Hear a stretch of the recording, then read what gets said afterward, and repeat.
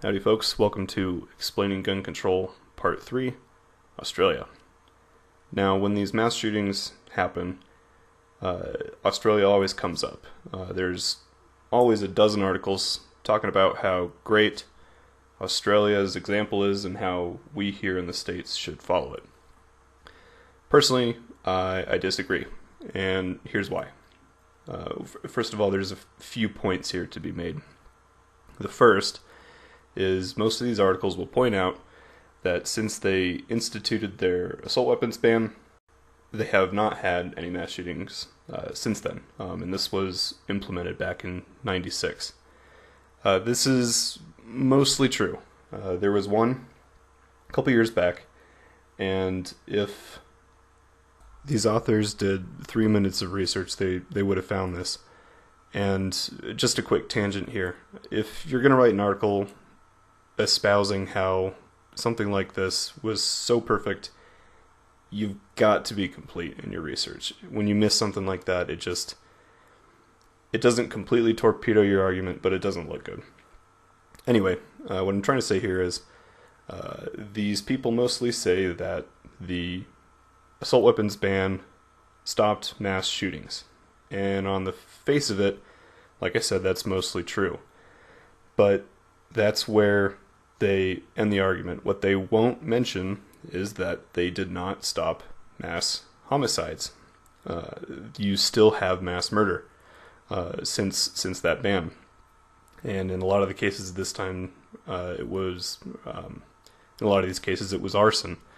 So what I'm trying to get here is when people say something worked, okay, sure, maybe it did to that narrow definition of what they're trying to tell you.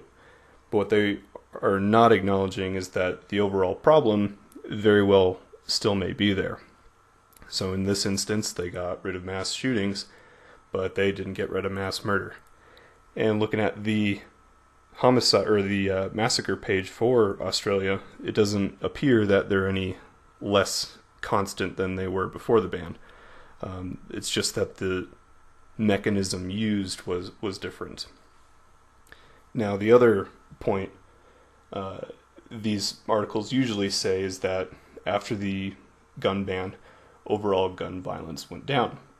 And again, this excerpt is from USA Today, but the graph is from, I think it's, gunpolicy.org.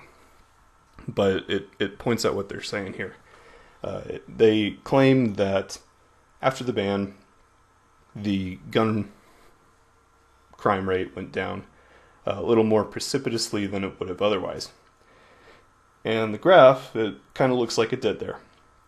But there was also a pretty steep drop in 1988, and the trend was going down anyway. So, sure, on the face of it, it looked, again, kind of like it worked. But once again, in the context of the bigger picture, this graph is the homicide rate just in general for the country over the last couple decades. And as you can see, it too was trending down anyway. But after the ban, for a couple years anyway, the homicide rate actually went up. So again, the context of these statistics matters more than anything. So when you read articles like this and they say X happened and Y was the result, you have to ask, did that result matter meaningfully to the bigger picture? It may have achieved their very specific argument, but it didn't necessarily mean it was consequential overall. So that's something to keep in mind.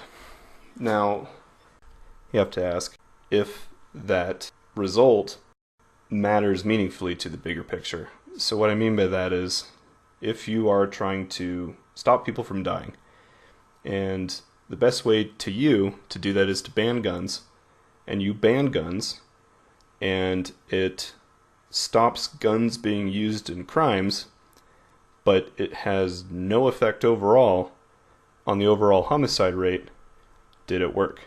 And in my opinion, the answer is no. So the result of that is you have an ineffective policy that affects people that would have been law-abiding anyway. And you've ultimately taken away something from people for no good reason whatsoever. So to sum up here, the Australian gun ban, it did not stop mass murder. It did not have an appreciable effect on gun crime, and it had no effect on the overall homicide rate. Now there's something else to consider here too. When people compare Australia to the United States in terms of gun politics, they are ignoring one crucial thing, and that's the culture. Now, outwardly, these cultures are very similar. UK, United States, Canada, Australia, they're all Western cultures. We all broadly share similar ideals. The big difference between these countries, though, is that the United States was born out of revolution from what was perceived to be a tyrannical government, and that hatred and that fear for tyrannical government is extremely well rooted in American culture. And while I don't necessarily think the United States is going to become tyrannical in the next, foreseeable future, I do want to make sure that that ability to resist, however feeble or effective it may be, is still available for when it does happen, or if it does happen. It could be 10 years from now, it could be 100 years from now, it could be 1,000 years from now.